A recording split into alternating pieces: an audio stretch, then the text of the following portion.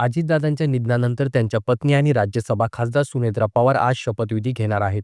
त्या उपमुख्यमंत्री पदाची शपथ घेणार आहेत. मात्र या शपथविधीवरून राष्ट्रवादी काँग्रेसच्या दोन्ही गटातील मतभेद चव्हाट्यावरती आले आहेत. शपथविधीच्या काही तासाआधीच शरद पवार यांनी बारामतीत एक पत्रकार परिषद घेऊन खळबळ उडवून दिली.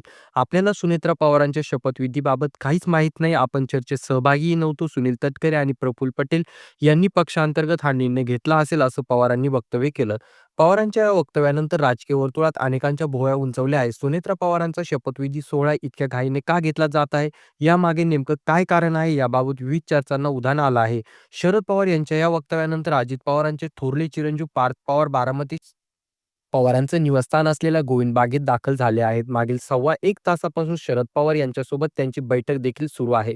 या बैठकीला खासदार सुप्रिया सुळे, आमदार रोहित पवार, युगेंद्र पवार, रणजित पवार असे नेते उपस्थित आहेत. दरम्यान आता सुनेत्रा पवारांच्या घाईघाईने शपथविधी कार्यक्रम का घेतला जात आहे याचं खळबळजनक कारण समोर निघून आलेलं आहे. राष्ट्रवादी अजित पवार गटातील एक गट फुटून जाऊ नये म्हणून हा तत्काळ शपथविधी घेण्यात येत असल्याची माहिती सूत्रांकडून दिली जात आहे.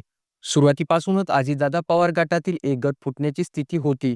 अजित पवारांच्या जाण्याने पक्षफुटीच्या हालचालींना आणखी तीव्रता होऊ शकत होती किंवा तीव्रता निर्माण झाली होती.